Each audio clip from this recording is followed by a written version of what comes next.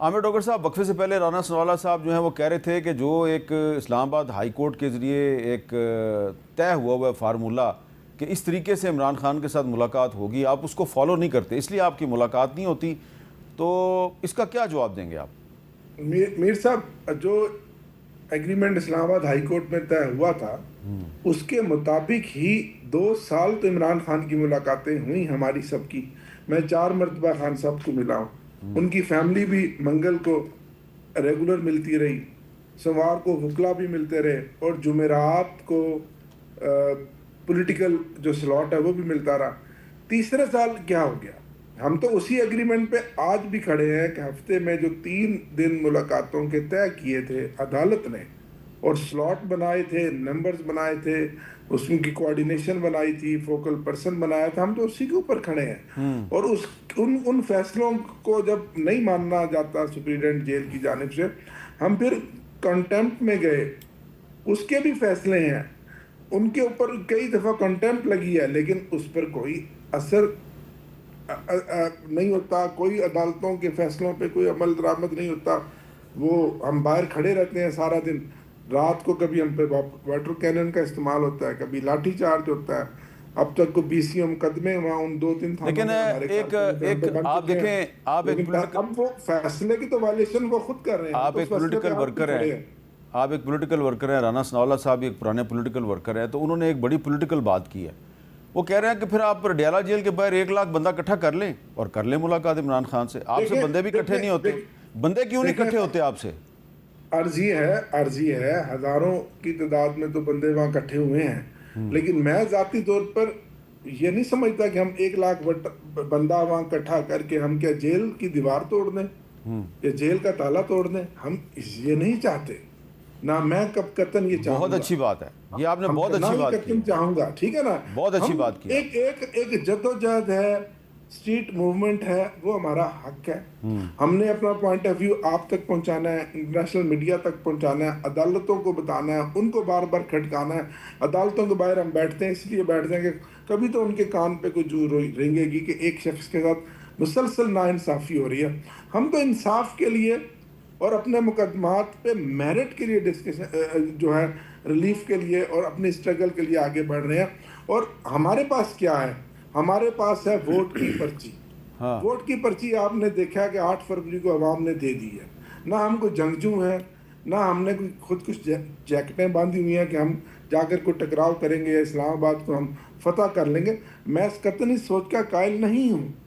میں اسی سوچ کا قائل ہوں کہ جمہوریت کے اندر جمہور کی آواز کو عزت دی جاتی ہے.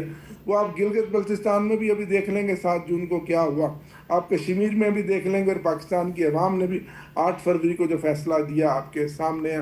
فارم 47 کا فارمولہ موجود ہے، باقی سب یہ دکھاوا ہے، مذاق ہے، ہنسی ہے.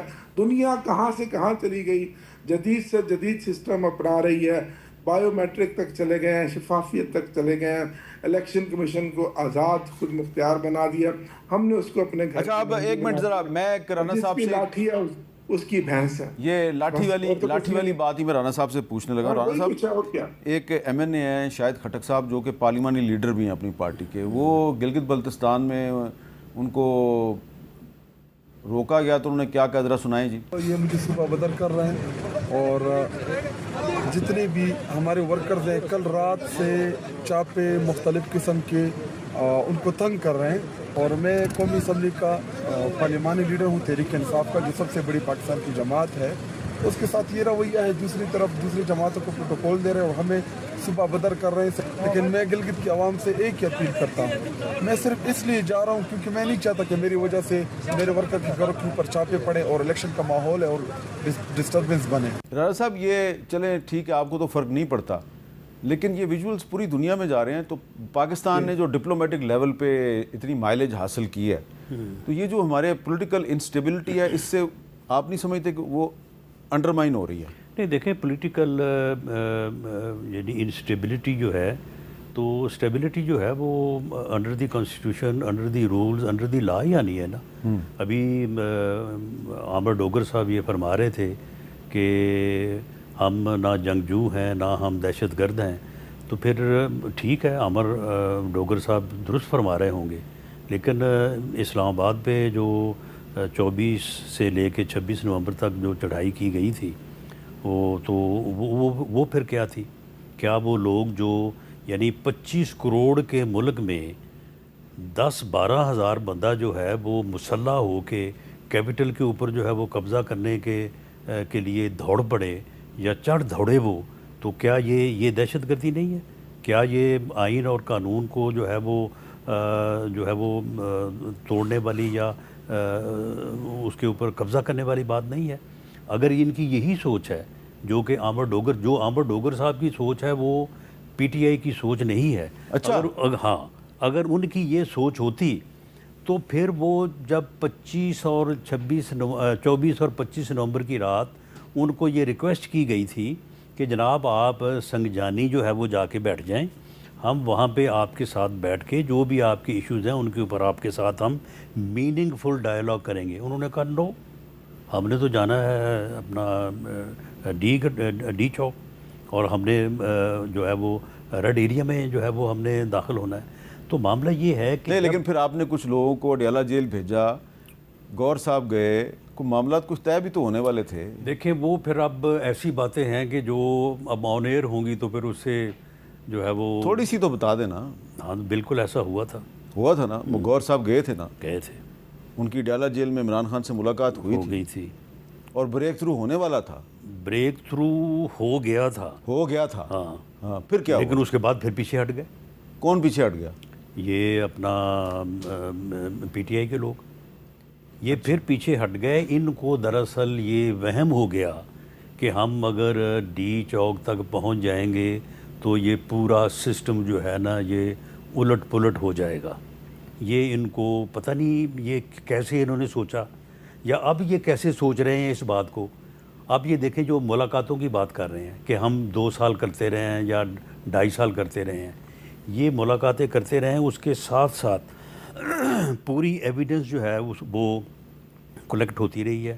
انہی ملاقاتوں کے ذریعے سے جناب جو ہے وہ ٹویٹ چلتا رہا ہے، فیس بک چلتی رہی ہے، امریکہ میں لابیز جو ہے وہ ان کو ڈائریکشن دی جاتی رہی ہیں، وہاں پہ جو ہے وہ اشتہار جو ہے وہ اخبارات میں چھپائے جاتے رہے ہیں. اور مسلسل گورنمنٹ کو چھوڑے، گورنمنٹ ایک پولیٹیکل گورنمنٹ، ہم پولیٹیکل لوگ ہیں، ہمیں یہ 10 بار بھی گالیاں نکالیں تو ہم اس کو جو ہے وہ اس انداز میں نہیں لیتے. لیکن ایک ادارے کو، جو ادارہ اس ملک کے لیے جو ہے وہ جانوں کی قربانی دے، آپ اسے گالیاں دیں، اس کی وردی کو گالیاں دیں، اس کے سربراہ کے یعنی اوپر جس کے اشارے پہ وہ پورے ادارہ جو ہے وہ سیکریفائز کی ایک داستان مرتب کر رہا ہے اس ملک کے لیے، اس قوم کے لیے، اس کو آپ گالیاں دیں. تو یہ چیزیں جو ہیں یہ آپ کو بار بار کہا گیا کہ آپ ان چیزوں سے پیچھے ہٹیں اور یہ نہ کریں.